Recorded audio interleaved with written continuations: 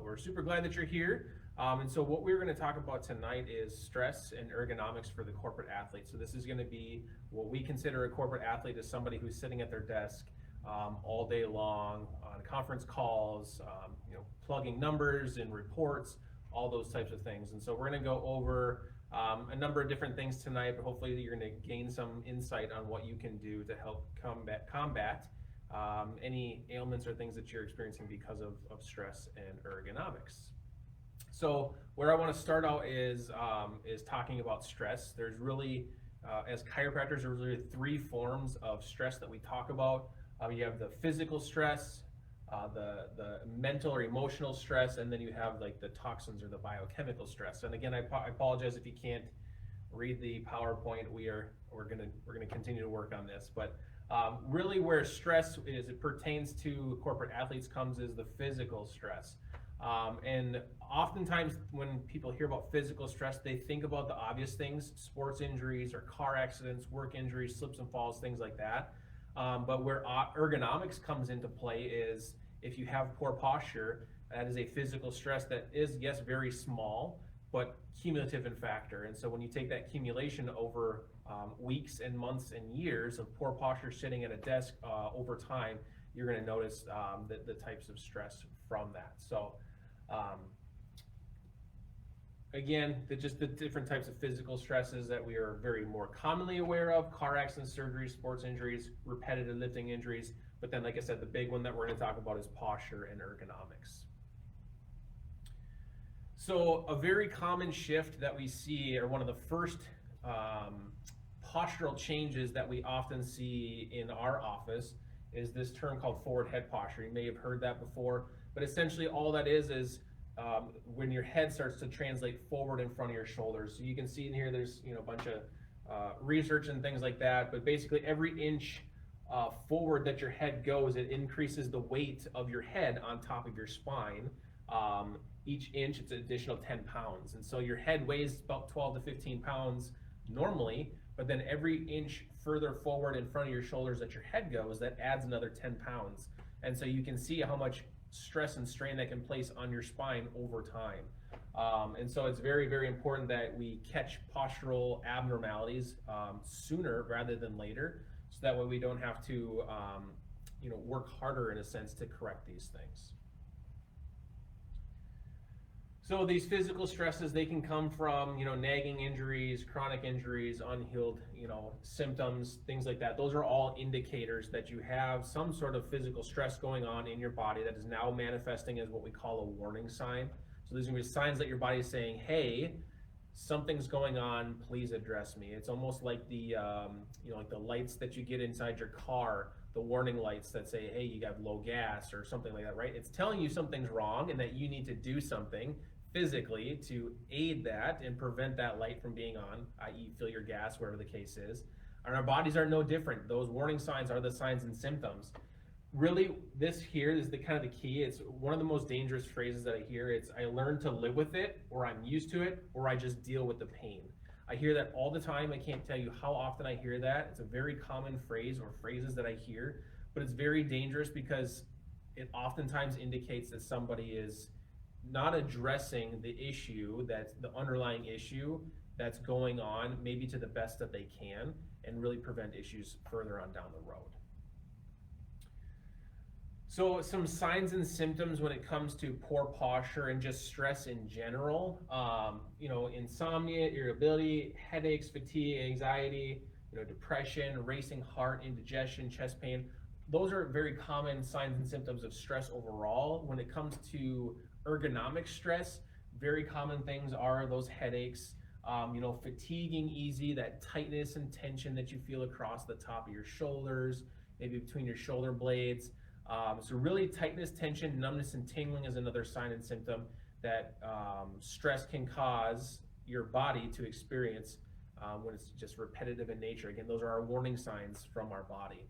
And so these are very important to be aware of when you're working or when you're not working, or just if you're having those symptoms. That's, like I said, that's your body's warning sign to say, hey, I need attention. Many people may have heard this. There's another slide that I have, but sitting is like, they call it sitting disease, or you'll see on the next slide, sitting is the new smoking. There's kind of some of these fancy terms. But really, I mean, the crazy thing that when I saw this, this study was done in 2008 out of Vanderbilt University, and they basically found that the average American spends 55% of their waked time or waking time, so the time that you are awake, 55% of that time is spent sitting. When I was creating this, I thought this has kind of changed because it shows a diagram of a person sitting in a car, then at a desk, and then a car, and then on a couch. So that's obviously changed given our current circumstances. You can maybe take away the car, but just add like 2 more diagrams of sitting at the desk or on the couch. But 7.7 hours of the amount of time that you're awake, you spend sitting. And so, I mean, one of the simplest things that you can do as far as tips to combat ergonomic stress and the wear and tear that it can have on your body, if you have the ability, if you are a corporate athlete and you're sitting at home at a desk, is make sure that you're taking very frequent breaks where you can get up and walk around and really just stretch and kind of just reset your body and get out of that poor posture. A lot of people will come in and they'll say that, yeah, it's just, my issues are because of poor posture, and that's very true. But the thing with posture is not a conscious thing. What I mean by that is, if I say, hey, sit up straight, what you're gonna do is you're gonna sit up straight, but then we get to talking about something else, your family, sports, things that you enjoy, and then eventually your body will start to slouch back to what it feels is quote unquote normal, which may not be normal. And so stress is not a conscious, or ergonomics and posture is not a conscious thing, it's a subconscious thing. And that's where we can really help in retraining the body to be more aligned at better posture subconsciously, so that you're not having to think about that. So again, sitting is the new disease, or sitting is the new smoking rather. Again, just some research, people with sitting jobs have twice the rate of cardiovascular disease as people with standing jobs. Sitting 6+ hours per day makes you up to 40% likelier to die within 15 years than someone who sits less than 3 hours, even if you are exercising. And so where that's crazy is 6+. We just saw that the average person, the average American, sits 7.7 hours per week. And so bottom line is, get up, move around, do some of these things that we're gonna show you here shortly to help combat this. So just a little diagram, and again, I wish you could see this better, but we can send this out if you want access to this picture. Let us know. But this is basically just showing you a good setup in terms of desk and ergonomics at home, at work, whatever the case is. So again, I know you can't see this, but I'll start at the top. It says making sure that the top of the monitor is level with your eyes, and I would say even looking, so your eyes are looking slightly up towards the monitor. That's going to keep your spine in your cervical spine in a nice neutral position.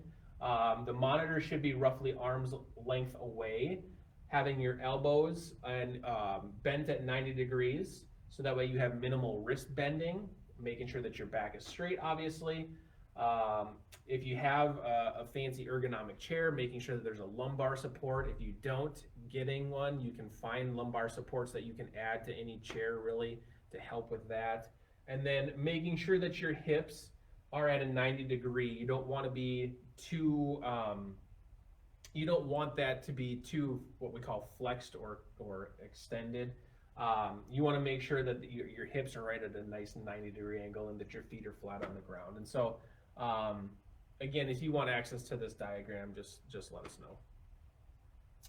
So some tips and tricks and things that you can do to help just really combat being in those postural positions or those crunched over, less than ideal ergonomic situations day in and day out. So these are just some exercises. So the first one here is called wall angels. Basically what you're going to do is you're going to plant your back and your rear end against the wall and put your arms up like this, and you're just going to slowly move your arms up and down. You're going to do that for 10 repetitions, and I would say do that at least 3 times a day. What that's going to do is open up your chest, prevent that forward head posture, help loosen up all of the muscles in the front here, and then also help strengthen those muscles in the back. This next exercise that we have here, really good for forward head posture, which is chin tucks. It's going to feel really goofy. Oftentimes when I instruct people to do this in the office here, it does feel really weird, and the reason why it feels really weird is because your spine's not in a good position, really. It's putting your spine into a normal position, which it should be, but the reason why it feels so weird is because your spine is shifted away from normal. So basically all you do is create like a double chin in a sense. You're gonna tuck your chin in, you can hold that for 10 seconds, you can do that 10 repetitions, and again, do that about 3 times a day. The next one here is shoulder pass-through. So what I have, or what I use, is like a piece of PVC pipe. You could use your son or daughter's hockey stick. A baseball bat is a little short, or a softball bat is a little short, but if you have that flexibility, great.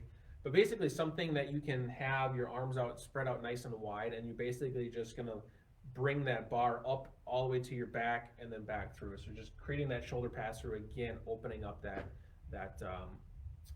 the chest and preventing that forward head posture. And then the last thing here is hip openers. So you can see, I don't know if you can see, but a couple different variations that you can do. You can basically cross your leg over when you're sitting on a chair, just opening up that hip, or basically sitting on your chair, reaching down to the ground, putting your hands flat on the ground there. Again, opening up the hip. This is going to help with the hips and the low back, obviously. Or what you can do is you can lay on your back and basically put your legs up on a wall, and then put your feet together and almost do kind of like a butterfly, right? And just letting gravity pull those legs down is going to open up those hips again. So one thing that I would highly suggest to people is, if you don't have a good tool to just have at home, is a foam roller. If you don't know how to use these, just ask. We'll be happy to go over specific areas on how to foam roll, but this tool here is a very inexpensive way to help loosen up muscles, help keep you nice and mobile, nice and flexible, and prevent, again, your posture from deviating from normal, from excess sitting, too long of sitting. So if you have any questions with that, let us know. But what we want to do for you guys is, if you aren't a patient of ours and you have some issues or concerns going on that you've just been putting off, I highly encourage you to take the time to really look into what's going on. So our offer is today, if you are not a patient of ours, the exam, consultation, x-rays, as well as that second visit, what we call the doctor report of findings, where we go over x-rays. We're going to do that at no cost. So that's for anybody who's in attendance tonight. If you're rewatching this, if you're already a patient, if you're a spouse or a family member or friend, if you're not a patient of ours, we'd be happy to help you out. So we just ask that you give us a call. We can find a time that works specifically for you. And really, that's what we want to do, is to provide solutions for you guys.